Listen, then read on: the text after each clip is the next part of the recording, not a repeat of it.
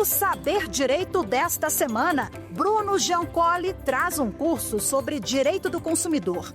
O professor apresenta os principais tópicos do Código de Defesa do Consumidor, além de abordar temas como responsabilidade civil, práticas e contratos. Confira a aula 3.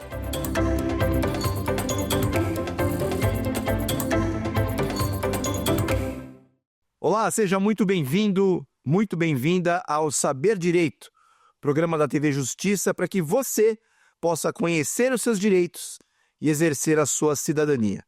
Eu me chamo Bruno Giancoli, sou professor de Direito do Consumidor e vou acompanhá-lo nesse encontro exatamente para tratar desta disciplina tão importante no seu dia a dia. No encontro de hoje, nós vamos falar sobre os princípios do direito do consumidor, sobre as normas essenciais, os guias normativos que nós temos em relação a essa disciplina. Quando nós estamos falando de princípios, nós estamos exatamente falando da lente, do olhar de uma determinada disciplina, de uma determinada área. O princípio, ele funciona como uma norma de otimização do sistema. Ele serve, inclusive, para a interpretação de um sistema ou de uma disciplina.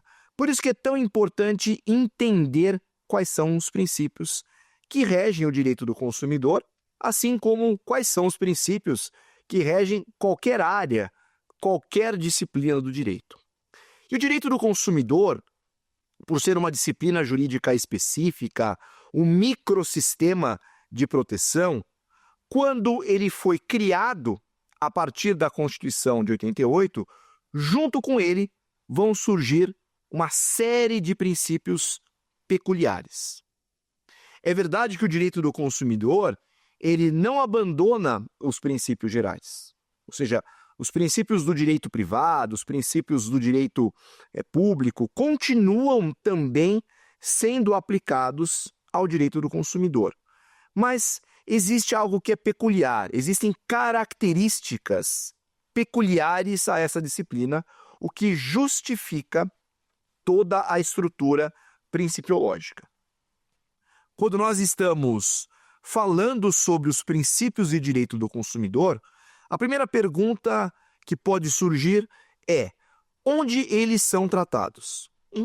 Onde eu tenho lá a previsão, o rol desses princípios da defesa do consumidor no Brasil? Os princípios foram introduzidos especificamente em um capítulo do Código de Defesa do Consumidor, que disciplina a chamada Política Nacional das Relações de Consumo, mais especificamente no artigo 4º do CDC. Nesse artigo 4º, nós temos um rol dos princípios que compõem a política nacional e, consequentemente, disciplinam o direito do consumidor. Mas é bom que você saiba de um detalhe, que esses princípios não são os únicos princípios. E que também, quando nós estamos falando do artigo 4º do CDC, ele acaba convivendo com outras questões de tamanha importância, como quais são os objetivos da política nacional, quais são os instrumentos da política nacional, e também quais são as diretrizes, as normas de diretriz básica que nós devemos observar dentro dessa disciplina. Mas eu estou aqui falando sobre política nacional, instrumento da política nacional e objetivo da política nacional. Eu só não expliquei o que é a política nacional. Quando nós estamos imaginando normas modernas, normas de tutela diferenciada, normas que protegem um sujeito numa situação específica, é comum que você tenha, dentro da estrutura normativa, um capítulo para falar da política. A política representa o modo de agir, o modo de ser. Quando alguém diz para você: olha, a política da minha aula não permite que você entre descalço. Ele está dizendo a maneira como ele quer que você se comporte, a maneira como você deve conduzir uma determinada situação. Então, na política nacional das relações de consumo, o Estado está dizendo quais são os comportamentos, qual a forma de agir para a defesa do consumidor. E para garantir essa forma de agir da defesa do consumidor, ele determina que você observe alguns princípios, que você interprete o direito do consumidor a partir de algumas lentes de uma forma específica. Isso representa a ideia central dos princípios. É como na fotografia. Se você mudar a lente, você muda a imagem. Você muda o enquadramento. O princípio do direito do consumidor, ele muda o enquadramento, ele muda a imagem, ele muda a maneira de enxergar a relação de consumo. Mas quais são esses princípios que compõem a política nacional? O primeiro princípio, o princípio fundante da disciplina, o mais importante de todos os princípios, para alguns autores até um metaprincípio, ou seja, o princípio dos princípios, é o chamado princípio da vulnerabilidade, que é tratado especificamente no artigo 4º, inciso 1º do CDC. O princípio da vulnerabilidade é o princípio que justifica a disciplina. Se não existisse a ideia de vulnerabilidade, não faria o menor sentido ter uma disciplina de proteção diferenciada, como é o caso do direito do consumidor. Nós criamos o direito do consumidor, nós disciplinamos as relações de consumo por uma razão. Porque no passado nós tínhamos simplesmente o Código Civil para regular todas essas tratativas, todas essas formas de conexão social. Se nós reduzirmos ao máximo o que é uma ideia de consumo, o que é uma relação de consumo, nós vamos chegar a uma conclusão até quase curiosa. A relação de consumo é um contrato. Basicamente um contrato de compra e venda ou uma prestação de serviço, nas suas múltiplas modalidades. E aí vem aquela pergunta, mas o Código Civil já fazia isso, o Código Civil já disciplinou a compra e venda, o Código Civil já disciplinou a prestação de serviço e outros instrumentos contratuais, como o mútuo, o empréstimo, e assim vai, contrato de transporte. Por que o direito do consumidor? Por que essa disciplina? Porque essas regras e o olhar e os princípios do direito civil não eram suficientes. O direito do consumidor, ao contrário do direito civil, não parte da ideia, não parte do enquadramento na lente em que as partes estão no mesmo pé de igualdade, que há isonomia entre essas partes, que há equilíbrio entre as partes. Pelo contrário, ele parte da ideia de que o consumidor, que a consumidora, frente ao fornecedor, está em desequilíbrio, está exposta, está fragilizado. E isso é a ideia da vulnerabilidade. O reconhecimento normativo, e esse reconhecimento normativo ele é uma premissa que orienta qualquer relação de consumo, dizendo que há um desequilíbrio, que esta pessoa, que este sujeito, nesta condição, não está no mesmo patamar. Não tem as mesmas armas que o fornecedor, não tem o mesmo poder de barganha, não tem o mesmo nível de informação, o mesmo nível de conhecimento. Então, esse desequilíbrio, essa exposição, esta fragilidade, exige uma norma que cria uma intervenção para corrigir a distorção.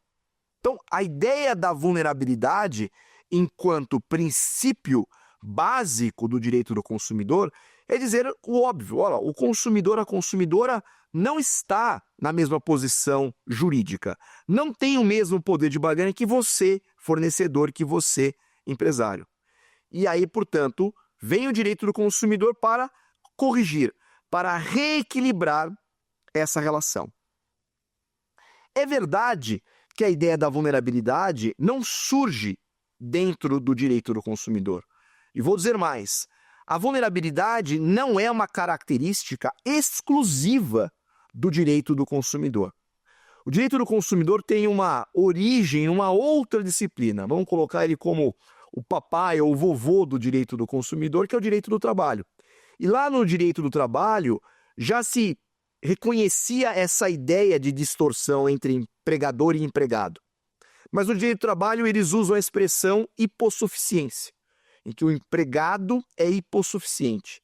Essa mesma ideia da hipossuficiência, ela é traduzida para o direito do consumidor como vulnerabilidade. Mas é importante que você entenda que hipossuficiência e vulnerabilidade não são sinônimos. No direito do consumidor, é muito comum esse equívoco. As pessoas falam, não, o consumidor é hipossuficiente. Mas existe essa ideia de hipossuficiência, dessa expressão? Sim, só que a hipossuficiência ela é uma condição processual. Ou seja, apenas e tão somente o consumidor que ingressa com uma ação contra o fornecedor, ele pode pleitear essa condição. A hipossuficiência é, portanto, um desdobramento do princípio da vulnerabilidade. Por isso que a gente costuma brincar com o seguinte, todo consumidor, ele é vulnerável, mas nem todo consumidor é hipossuficiente. A hipossuficiência, enquanto condição processual, só vai existir numa ação proposta pelo consumidor, onde ele vai pleitear, entre outras coisas, a inversão do ônus da prova. Então, fica atento a esse detalhe, porque há essa diferença normativa entre esses dois conceitos. Essa pequena diferença, mas é importante que você saiba. Bom, agora que você já entendeu o que é o princípio da vulnerabilidade e a diferença entre a hipossuficiência, é normal que você ainda esteja com dúvida em relação a esse tema e vá perguntar para mim, mas todo mundo é vulnerável? Todo mundo é vulnerável da mesma forma? Ou seja, a vulnerabilidade, independentemente se você é alto, baixo, gordo, magro, novo, velho, pobre ou rico, o consumidor sempre será tratado como vulnerável? E a resposta é sim, não há exceção. Todos os consumidores, sem exceção, são vulneráveis. Mas a vulnerabilidade, enquanto aspecto principiológico, se manifesta na prática de diferentes formas, de diferentes maneiras. Então, a vulnerabilidade é um conceito só, mas a sua manifestação real se dá de diferentes maneiras que nós vamos entender agora. Independentemente da manifestação naquele caso concreto, a vulnerabilidade estará presente. Existem várias expressões da vulnerabilidade. A doutrina e a jurisprudência do Superior Tribunal de Justiça, dos tribunais de justiça espalhados pelo Brasil, vão tratar de inúmeras situações. Existem as mais importantes, as mais comuns, a exemplo da chamada vulnerabilidade jurídica, em que o consumidor não conhece os próprios direitos, que o consumidor não entende os próprios direitos e, consequentemente, ele vai ter dificuldade para exercer esses direitos. Mas não é apenas isso. Nós temos a ideia da vulnerabilidade técnica, da vulnerabilidade socioeconômica, até mesmo alguns autores defendendo uma noção de vulnerabilidade ambiental. Ou seja, o consumidor fragilizado, o consumidor exposto numa determinada relação jurídica sob diferentes matizes, sob diferentes olhares. Então, sem exceção, todo mundo é tratado como vulnerável para o direito do consumidor, de acordo com a lente do direito do consumidor. Mas se isso é verdade, ainda nós não temos uma resposta completa a essa questão. Porque existem grupos de pessoas que são mais vulneráveis do que outras. E nós podemos começar essa explicação com dois exemplos extremamente marcantes: os idosos e as crianças. Posso até incluir outras pessoas como os deficientes, as pessoas portadoras de necessidades especiais. Essas pessoas já possuem outras normas de defesa, ou seja, a simples condição de idoso, a simples condição de criança, a simples condição de deficiente garante a esses sujeitos uma proteção, um rol de normas diferenciadas para a tutela dos seus interesses. Então, nós temos o Estatuto do Idoso, nós temos o Estatuto da Criança e dos Adolescentes, o Estatuto dos Deficientes, entre outras situações. Quando nós temos um idoso, uma criança ou um portador de necessidades especiais, um deficiente, na condição de consumidor, eu tenho que lembrar que ele é vulnerável, porque é consumidor, mas ele também está vulnerabilizado em razão da simples situação de ser idoso, de ser criança ou de ser deficiente. Diante desse cenário, eu tenho duas fragilidades que, na prática, devem ser somadas, devem ser aglutinadas do ponto de vista didático. Estou dizendo o seguinte, olha, a criança consumidora, quando eu interpreto, quando eu uso a lente de interpretação, eu não posso apenas usar a lente do direito do consumidor. Eu também tenho que usar a lente do direito, né, da proteção da criança e do adolescente, da proteção do idoso, da proteção do deficiente. E aí a doutrina, a partir dessa ideia, dessa conjugação, dessa somatória de proteção jurídica, reconhece um fenômeno, uma interpretação principiológica que vai dar origem ao conceito de hipervulnerabilidade. Ou seja, as pessoas hipervulneráveis são aquelas que, dentro do cenário dos consumidores que são vulneráveis, precisam ainda mais de proteção. Ou seja, o grau, o volume da proteção jurídica precisa ser muito maior. Com isso, nós temos um equilíbrio e um olhar mais aprofundado desse princípio. Então, ao interpretar o princípio da vulnerabilidade, ele existe um princípio de interpretação padrão, direcionado a todos os consumidores em geral, mas nós também temos a preocupação de olhar determinados grupos de consumidores que merecem ainda mais proteção, ainda mais atenção, porque estão ainda mais fragilizados. E os exemplos mais marcantes na jurisprudência, nos manuais, entre a doutrina, entre os autores, são esses três exemplos que eu mencionei para você. A ideia do consumidor criança, a ideia do consumidor idoso, a ideia do consumidor deficiente, obviamente em diferentes temas, em diferentes situações práticas, mas igualmente importantes. A questão do idoso, quando se discute o problema de planos de saúde, quando se discute a questão do crédito consignado, quando está vinculado a algum benefício previdenciário, a questão da criança sobre o hiperconsumo ou o problema da publicidade infantil, quando nós estamos falando dos deficientes, o problema de acesso ao consumo, a discussão sobre mobilidade, entre outras questões. Mas é importante que você lembre de um detalhe. Quando nós estamos falando da hipervulnerabilidade, ela não está restrita apenas e tão somente a esses três grupos. Existem outras situações onde a hipervulnerabilidade pode ser reconhecida e o resultado é exatamente da conjugação de dois sistemas de proteção, de dois sistemas diferenciados. De um lado, o CDC e de um outro lado, um outro sistema de proteção específico que mereça a nossa atenção. Mas se é verdade que existe o conceito de hipervulneráveis, você poderia estar se perguntando agora, e o oposto também existe? Existe uma situação ou um determinado grupo de consumidores em que eu poderia reduzir o grau protetivo?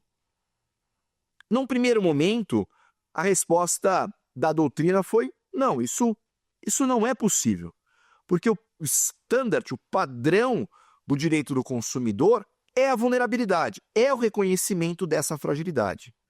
Mas em interpretações mais atuais, mais modernas e, consequentemente, mais equilibradas do direito do consumidor, já se reconhece o fenômeno oposto da hipovulnerabilidade, em que eu vou reduzir o campo da proteção ou estreitar o campo da proteção. Mas onde isso acontece? Curiosamente, a hipovulnerabilidade ela tem a sua raiz no próprio CDC. quando nós estamos pensando em hipovulnerabilidade, existe uma situação que declara, que reconhece expressamente essa situação. Nós estamos falando dos consumidores pessoa jurídica. O consumidor, ele pode tanto ser uma pessoa natural, uma pessoa física, que é o caso mais comum, como também pessoas jurídicas. E quando a gente olha uma norma específica, que é o artigo 51, que vai falar sobre as chamadas cláusulas abusivas, logo no inciso 1º desse artigo 51, ele fala o seguinte, que qualquer cláusula que de alguma maneira reduza, limita o valor de indenização, a possibilidade do consumidor pleitear perdas e danos, é uma cláusula nula, porque é uma cláusula abusiva. Só que nesse mesmo inciso ele diz, vírgula, salvo no caso das pessoas jurídicas que você poderia disciplinar dentro de uma cláusula, dentro de um contrato. Ou seja, o próprio CDC disse que as pessoas jurídicas podem ter um tratamento mais próximo do direito civil. Podem, portanto, convencionar situações, inclusive situações que ele perderia parte das garantias que o CDC determina, mostrando para a gente que ele não tem a mesma vulnerabilidade, ou tem uma vulnerabilidade menor. Então, a hipovulnerabilidade da pessoa jurídica é reconhecida exatamente por isso, porque eu posso, de alguma maneira, negociar, eu posso discutir cláusulas contratuais, discutir a minha posição jurídica, inclusive limitar, olha que interessante, algumas garantias que foram reconhecidas, pelo menos do ponto de vista geral, dentro do Código de Defesa do Consumidor. Mas esta situação da hipovulnerabilidade não tem a mesma atenção prática, a mesma atenção aplicada que tem a hipervulnerabilidade. Até porque a ideia do direito do consumidor jamais é reduzir a defesa, mas sempre ampliar essa defesa. Muito embora o princípio da vulnerabilidade seja o princípio estruturante, fundante, o mais utilizado na prática, o mais mencionado em acórdãos, em decisões, em artigos e até mesmo na mídia, ele não convive de maneira isolada. Existem outros princípios tão importantes quanto. E o segundo princípio que merece aqui a sua atenção é o chamado princípio da segurança. A segurança é um outro paradigma, uma outra base de discussão que nós temos no direito do consumidor. A segurança, ela aparece como um standard social, ou seja, todas as relações de consumo, elas devem ser seguras. Tamanha é a importância da segurança que há um modelo ou uma estrutura de responsabilidade civil específica para as situações onde a segurança foi violada, onde um produto ou um serviço não atendeu aos padrões de segurança que são necessários. A segurança, enquanto princípio, ela tem uma aplicação prática a partir da regulação do Estado, ou seja, o Estado, quando intervém ou quando tem um processo interventivo nas relações de consumo, ele vai dizer o que pode e o que não pode circular. Se aquele produto, se aquele serviço atende ou não atende padrões de segurança. E aí nós temos uma série de órgãos e instituições que regulam a segurança e, portanto, a circulação de produtos e serviços. É o caso da Anvisa, é o caso do Inmetro, é o caso do IPEM, entre outras situações. Boa parte dos segmentos de mercado tem lá uma agência reguladora, um órgão que estabelece quais são os parâmetros necessários para que um produto possa circular, para dizer se ele é seguro ou se ele é inseguro. O produto inseguro ele não tem permissão de circulação no Brasil, mesmo que ele seja um produto excepcional. Só que quando nós estamos falando de produto seguro, é comum que as pessoas confundam o produto inseguro com outros dois conceitos. Nós estamos falando dos produtos perigosos e os produtos nocivos. Eu posso, no mercado de consumo brasileiro, circular, vender, comercializar produtos e serviços considerados perigosos e nocivos? Sim, eu posso. Mas cá entre nós, se eu estou falando de algo que é perigoso ou algo que é nocivo, eu estou muito próximo de uma situação de insegurança. Por esta situação, em razão disso, o Código de Defesa do Consumidor exige que os produtos perigosos e nocivos tenham um tratamento diferenciado, especialmente no que diz respeito à informação e no seu controle de circulação. Um produto, às vezes, nocivo ou perigoso, ele não tem uma livre circulação, como, eventualmente, um produto sem qualquer periculosidade ou nocividade. Mas atenção, se nós tivermos um produto excepcionalmente perigoso, excepcionalmente nocivo, neste caso, se a potencialidade de dano, de lesão, for muito grande, a resposta do CDC é: calma, você não pode circular esse tipo de produto e você é obrigado a retirá-lo de circulação. Ano após ano, o princípio da segurança ele passa por novas camadas de interpretação. Ano após ano, com a evolução da sociedade, nós vamos entender se aquela situação que antes era permitida, que antes era tratada como segura, pode continuar circulando, pode continuar existindo. Eu sou de uma época em que era possível ter alguns produtos cujo um elemento químico era comum, era o amianto. Então você tinha a telha de amianto, caixa d'água de amianto, até mesmo luvas de fogão, né, para abrir forno, que eram feitas com ligas de amianto. E o amianto foi considerado um produto não só nocivo e perigoso, mas extremamente inseguro, extremamente prejudicial à saúde do consumidor. E, portanto, o seu uso passou a ser altamente restrito e limitado a bens de consumo que não exponham o consumidor. Dito de uma outra forma, olha, caixa d'água de amianto, luva de amianto é um produto inseguro e você não pode mais circular, muito embora o amianto continue sendo utilizado em algumas situações específicas. Ou seja, de tempos em tempos, nós temos uma mudança cultural da sociedade para dizer se é seguro ou se é inseguro. A interpretação desse princípio, ela não é rígida. Ela acaba sendo balizada, inclusive, com a presença de outras normas complementares, decretos regulamentares, e para cada situação concreta, nós precisamos fazer uma determinada investigação. Existem situações que até causam certo espanto, mas a lógica do direito do consumidor é muito simples. O propósito é garantir que qualquer relação de consumo não traga riscos, não gere lesões ou algum tipo de prejuízo ao consumidor. Temos, então, princípio da vulnerabilidade, princípio da segurança e um terceiro princípio que, para mim, compõe a tríade principal da estrutura principiológica do direito do consumidor. Estamos falando do princípio da informação. Sem dúvida nenhuma, o princípio da informação, ao lado do princípio da vulnerabilidade e do princípio da segurança, é um dos princípios mais citados nos acórdãos, nas discussões, é o tema mais importante, ouso dizer, do direito do consumidor na atualidade. O princípio da informação no direito do consumidor ganha um status próprio, ganha uma autonomia, muito embora ele tenha como origem o princípio da boa-fé. Ele é historicamente uma derivação da boa-fé, um dever natural relacionado à boa-fé objetiva. No direito do consumidor, tamanha é a importância do princípio da informação que ele é tratado de maneira isolado, né?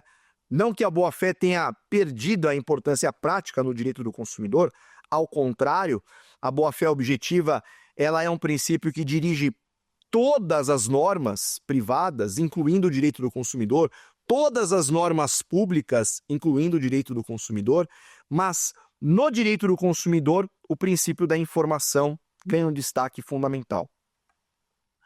Quando nós estamos imaginando o direito do consumidor, eu estou imaginando um sujeito exposto ao mercado de consumo que terá ou não interesse na aquisição de um determinado produto ou de um determinado serviço em razão das informações que a ele são prestadas. Ou seja, você consome coisas porque você foi informado sobre elas, por meio da publicidade, por meio do marketing, por meio da oferta, na estrutura contratual. Então, quando nós falamos sobre informação, ela não é simplesmente uma possibilidade, ela é um dever. O consumidor tem o direito de ser informado. A informação, ela interfere de forma direta e profunda no poder de decisão do consumidor. Se eu quero comprar o produto A ou o produto B, o que muitas vezes vai ser a minha discussão, meu ponto de inflexão é quais são as informações que eu tenho? Qual é o tempo de garantia? Qual a durabilidade? Quais são as características? Tudo isso faz parte da ideia em torno da informação. Então, quando eu falo sobre informação, eu falo de todos os aspectos relacionados à aquisição de um produto ou de um serviço, à estruturação de uma relação de consumo. Mas não basta que o consumidor tenha informação. Não basta que o consumidor tenha acesso à informação. O consumidor também precisa compreender as informações. Nós não podemos interpretar um princípio solto, ou seja, ao falarmos do princípio da informação, eu também estou falando do princípio da vulnerabilidade. Eu também estou reconhecendo a fragilidade do consumidor. E esse consumidor, portanto, ele precisa ter sim uma informação, mas uma informação que ele compreenda, mas uma informação que ele entenda. E muitas vezes a informação que é dada ao consumidor não é uma informação compreensível. Quantas vezes você abriu um manual de um determinado produto, de um determinado serviço e estava numa língua estrangeira? Ou, eventualmente, com uma estrutura gráfica, com um fluxograma que você não entendeu nada? Eu brinco muitas vezes com a minha esposa que às vezes montar um pequeno móvel parece um desafio de Deus grego, de tão complicado que é, porque nós não temos as informações necessárias, o passo a passo. Isso pode parecer engraçado num primeiro momento, mas quando nós estamos falando de um produto como um medicamento, ter as informações e compreender as informações que fazem parte daquele produto são aspectos fundamentais. Então a informação é uma garantia que o consumidor tem de compreensão. O que eu estou comprando? O que eu estou adquirindo? Quais são as características? Quais são as consequências? Quanto mais informado for o consumidor, melhor é o seu poder de decisão. E a cada dia que passa, nós estamos aprofundando ainda mais a discussão sobre o princípio da informação, sobre outras matizes, sobre outros olhares, não só ter acesso à informação, não só falar de compreensão da informação, mas falar sim, por exemplo, da didática informacional. Essa informação é didática o suficiente para o consumidor? Ela explica ao consumidor? Isso se conecta, inclusive, a outros princípios modernos que foram inseridos no CDC a partir de 2021, como o caso do crédito consciente, da responsabilidade na concessão de crédito, justamente para prevenir o superendividamento. As pessoas muitas vezes vão se superendividar, vão se endividar de maneira excessiva porque não têm as informações corretas, não têm acesso às informações sobre taxa de juros, às informações sobre encargos, sobre o impacto econômico que um determinado financiamento pode acontecer na vida delas. Essa ideia da informação, além dessa conexão com o superendividamento ao consumidor, está ligada a uma outra política de defesa do consumidor, que é a chamada educação para o consumo, que para muitos autores é até mesmo um outro princípio. Quando nós estamos falando em educar o consumidor, eu estou falando em dar informações para esse consumidor. Garantir que esse consumidor tenha acesso às informações corretas e não a informações distorcidas no mercado, que, aliás, nos últimos tempos, em razão da internet, a gente tem visto muitas informações equivocadas. Por isso que existe até mesmo aqui o Saber Direito para garantir que as informações certas cheguem a você. Mas quando nós estamos ainda falando sobre os princípios, a estrutura do Código de Defesa do Consumidor não é limitada exclusivamente à vulnerabilidade, à informação ou segurança. Existem outros princípios. Alguns eu até acabei já mencionando, como educação, prevenção ao superendividamento. Mas existe um quarto princípio, que também merece aqui um destaque, que também merece a sua atenção. Nós estamos falando do princípio da transparência e do equilíbrio. O direito do consumidor, ao reconhecer a vulnerabilidade desse sujeito, ao dizer que o consumidor está fragilizado, está numa posição de desvantagem, ele tem um único propósito: reequilibrar as relações. Colocar consumidor e fornecedor no mesmo pé de igualdade. Eu costumo brincar que é um código de defesa do consumidor e não um código de ataque do consumidor. Quando nós estamos falando em reequilibrar, em equilíbrio e transparência, eu quero garantir que todos tenham uma mesma posição dentro de uma estrutura de negócios, dentro de uma estrutura de relacionamentos. Ou seja, eu quero comprar um produto que você me vende, que você é fornecedor, mas eu quero ter acesso às informações, eu quero ter um poder de barganha, eu quero um preço que seja adequado ao mercado, eu não quero ser ludibriado, mas eu também não posso esperar que a partir do Código de Defesa do Consumidor eu tenha alguma vantagem, eu tenha algum benefício. O Código de Defesa do Consumidor não cria vantagens, ele não cria benefícios, ao contrário do que alguns imaginam. Ele simplesmente busca um reequilíbrio.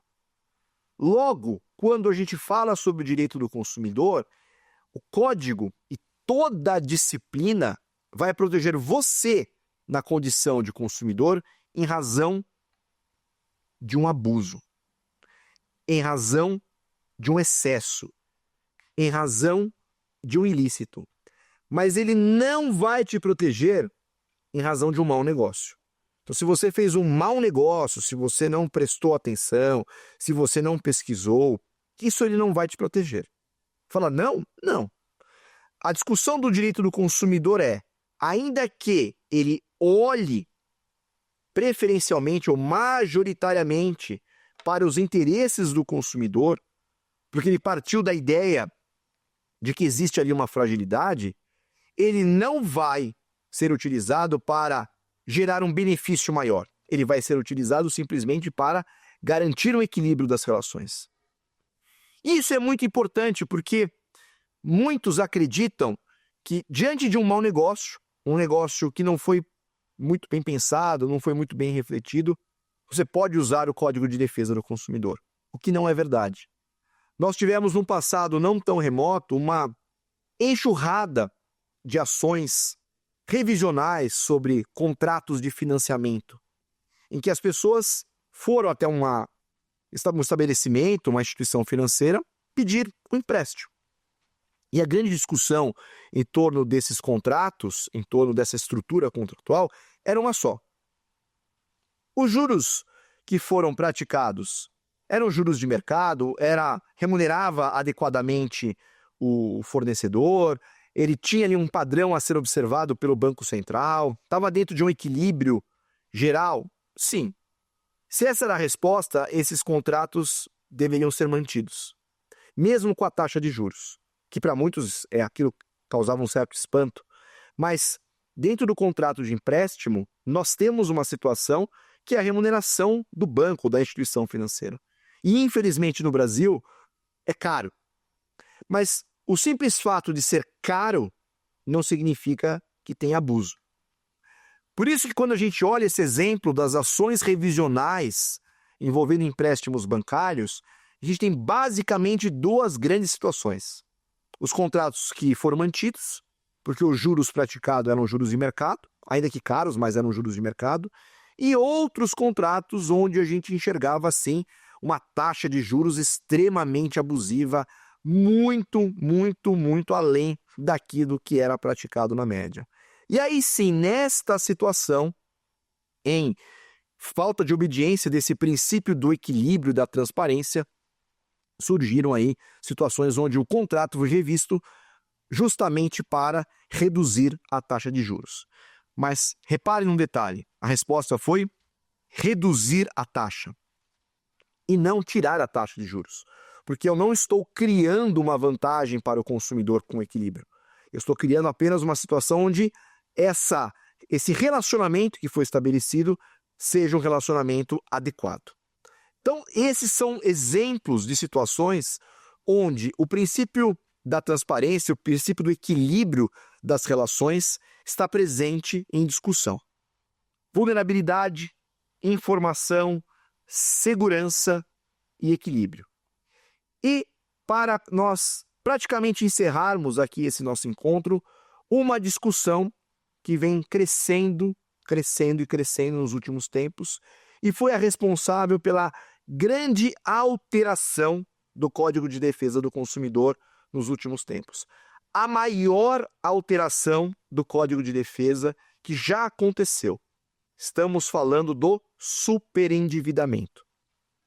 Se existe um problema crônico na nossa sociedade, atualmente, em razão das relações de consumo, é o estímulo a esse consumo exacerbado, esse consumo desenfreado. E o consumo desenfreado acaba criando uma situação de marginalização social. A pessoa, de maneira inadequada, consome mais, toma mais crédito do que ela pode pagar, se endivida. E ao se endividar, ela tem um processo, uma patologia social que chega a uma situação onde ela é praticamente excluída da sociedade, deixando de consumir, que é a pessoa superendividada. Então, o superendividamento é o processo patológico do uso do crédito. E o objetivo moderno do direito do consumidor é proteger esse consumidor, mesmo nessa situação, e garantir que esse consumidor tenha a sua dignidade preservada. Porque esse endividamento se deu em razão da sua vulnerabilidade. Esse endividamento se deu em razão, muitas vezes, da falta de conhecimento, de educação e de informação. Portanto, nós precisamos resgatar esse consumidor. E aí, o Código de Defesa do Consumidor introduz 2 novos princípios relacionados ao tema, que são 2 princípios complementares. Nós estamos falando do princípio do tratamento e da prevenção ao superendividamento do consumidor. Eles aparecem aglutinados, mas eles têm propósitos e objetivos distintos. Quando eu estou falando do tratamento, eu estou falando de tomar medidas e analisar uma situação real em que um consumidor superendividado possa se recuperar. E por essa razão até foi criado uma disciplina própria do tratamento que garante um procedimento diferenciado para que esse consumidor possa, judicialmente ou extrajudicialmente, pleitear a revisão dos contratos que levaram ao endividamento, inclusive com um plano de pagamento diferenciado. E esse procedimento, inclusive, pode ser exigido ou cumprido de maneira forçada a partir de uma determinação judicial. Mas ao tratar, nós já estamos na situação mais grave. Nós já estamos imaginando um consumidor que está superendividado. Eu estou tirando, portanto, essa pessoa do fundo do poço.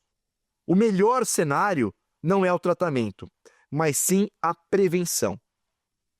E dentro da ideia da prevenção ao superendividamento, nós temos a máxima em que os princípios acabam se integrando de maneira plena. Eu preciso prevenir o superendividamento através de informação. Eu preciso prevenir o superendividamento através de educação.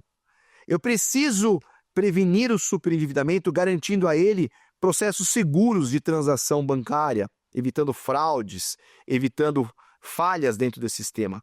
Eu preciso prevenir o superendividamento porque eu reconheço que o consumidor superendividado, ele é hiper vulnerável. Ele está numa situação de vulnerabilidade ainda mais intensa. A mesma situação que a gente vê com idosos, que a gente vê com crianças. Mas se existe uma preocupação muito séria no Brasil, é o endividamento do brasileiro, o superendividamento do brasileiro. E aí nós temos essa mudança, né, esse novo paradigma da defesa do consumidor para melhorar, portanto, essa situação, para tratar o processo de endividamento como algo sério e como uma política pública central dentro do escopo, do sistema de defesa do consumidor brasileiro. Todos esses princípios convivem de maneira pacífica. Todos esses princípios convivem de maneira harmônica dentro da estrutura de proteção do CDC. Mas o que é importante que você saiba também, que esses princípios típicos ou peculiares ao direito do consumidor não afastam, não impedem a aplicação de princípios que são gerais do direito.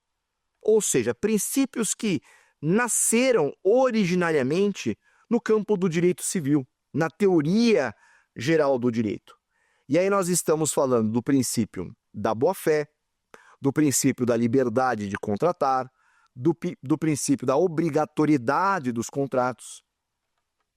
E muito embora todos esses princípios não tenham uma expressão direta no texto do CDC, à exceção da boa-fé que aparece em múltiplas normas, em múltiplos dispositivos, a ausência dessa menção expressa não significa que eles não são aplicáveis. Não significa que eles não existem. Pelo contrário. Ainda existe liberdade de contratar no campo do direito do consumidor? Sim. É verdade que essa liberdade de contratar ela é mitigada, ela é reduzida, mas ela existe. Você tem a possibilidade, até mesmo no extremo, dizer se quer contratar ou não quer contratar. Ainda que muito reduzida, uma expressão da sua liberdade. Ninguém vai impor para você um contrato. Você vai contratar porque você assim deseja. Da mesma forma do que a liberdade de contratar, ainda está presente, talvez com a mesma força, a noção da pacta sunt servanda, a noção, portanto, da obrigatoriedade dos contratos. E as relações de consumo são, na essência, relações contratuais que precisam ser cumpridas. A ideia de revisão, de alteração de um contrato, continua sendo uma exceção, mesmo no direito do consumidor. Ou seja, nós só vamos alterar um contrato sujeito ao direito do consumidor porque nós estamos diante de abusos, nós estamos diante de fraudes, de ilícitos. Mas, como regra geral, se você não cumpre o contrato, você vai ser forçado a esse cumprimento. O consumidor, assim como qualquer outra pessoa, ele estará sujeito a uma execução forçada, ele estará sujeito a uma cobrança, caso ele não honre, caso ele não cumpra regularmente o seu contrato. Ele não pode alegar a vulnerabilidade, ele não pode alegar a falta de informação como uma excludente do cumprimento contratual. Da mesma forma, a boa-fé, que é um princípio da teoria geral do direito, ganha, dentro do direito do consumidor, uma coloração toda especial, muito mais intensa, muito mais presente. Fato é que a boa-fé acaba tendo um peso infinitamente maior do que a liberdade de contratar, a livre disposição, porque o consumidor ele não tem, de fato, esta possibilidade. O consumidor não tem condições de negociação, porque ele é vulnerável, porque ele está fragilizado, porque ele não tem as devidas informações, mas é por isso que a boa-fé também está presente. Então, dentro dessa estrutura de princípios, o que nós não podemos jamais esquecer é o fato da disciplina ter construído, criado uma estrutura principiológica peculiar, ela não afasta em momento algum os princípios da teoria geral, os princípios das normas gerais. Todos esses princípios vão conviver de maneira harmônica e vão ser debatidos numa situação concreta, sempre com pesos e medidas diferentes. Ora utilizando mais o princípio da vulnerabilidade, ora utilizando mais o princípio da informação, o princípio da boa-fé, ora fazendo valer o princípio da liberdade de contratar, o princípio da força obrigatória dos contratos. Ainda que isso pareça um princípio muito mais típico, muito mais presente no campo do direito civil. Mas ele continua tendo, sim, eficácia no direito do consumidor. Com isso, então, nós encerramos esse nosso encontro, falando de toda a estrutura, falando de todos os princípios que compõem essa nossa ideia em torno do direito do consumidor. E para ter certeza que você compreendeu o que nós falamos nesse encontro, nós temos aqui um desafio, algumas perguntas, um quiz que nós vamos responder juntos.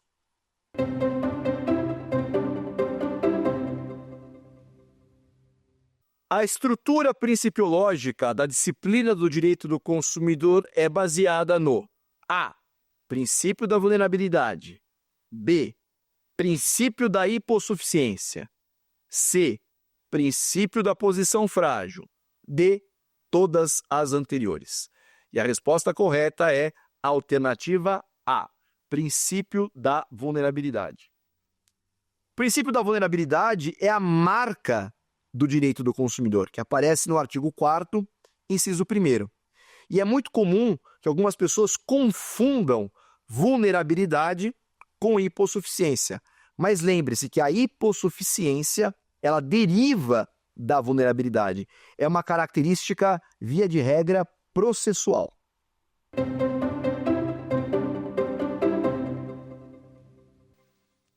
Entre as alternativas abaixo, qual corresponde a um princípio expresso no CDC? Letra A, segurança. Letra B, educação para o consumo. Letra C, prevenção ao superendividamento. Letra D, todas as anteriores. E a resposta correta é a letra D. Segurança, prevenção ao superendividamento, direito da informação, harmonia, transparência, entre outros tantos princípios, são princípios expressos no artigo 4º do CDC, que trata da chamada política nacional, que convivem ao lado dos princípios gerais do direito.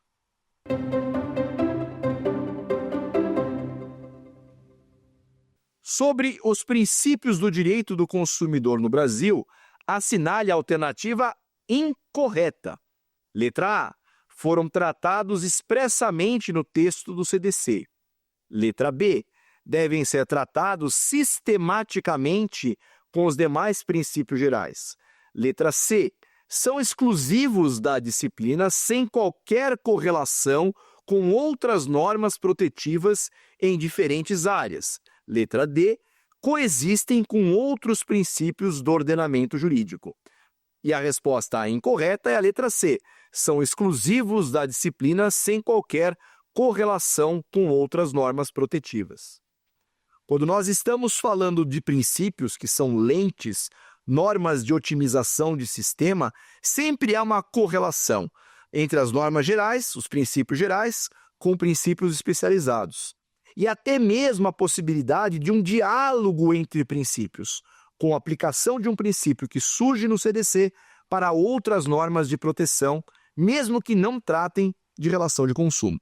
Com isso, então, nós encerramos esse nosso encontro sobre direito do consumidor, tratando sobre os princípios que compõem a política nacional das relações de consumo. Falamos do princípio da vulnerabilidade, do princípio da informação, do princípio da segurança, da proteção e prevenção ao superendividamento, do princípio da educação para o consumo. E falamos da importância dos princípios como normas de otimização do sistema, como normas que são utilizadas para a interpretação do direito do consumidor e de todas as relações de consumo, e também da sua convivência com os demais princípios gerais do direito. Eu agradeço a sua atenção, espero que você tenha gostado desse encontro, desta aula. Continue assistindo os outros episódios do Saber Direito aqui na TV Justiça. Tchau! Quer dar alguma sugestão de tema para os cursos do Saber Direito? Então mande um e-mail para a gente, saberdireito@stf.jus.br. Você também pode estudar pela internet. Acesse o nosso site radioetvjustiça.jus.br. ou pode rever as aulas no canal do YouTube, @Rádio e TV Justiça.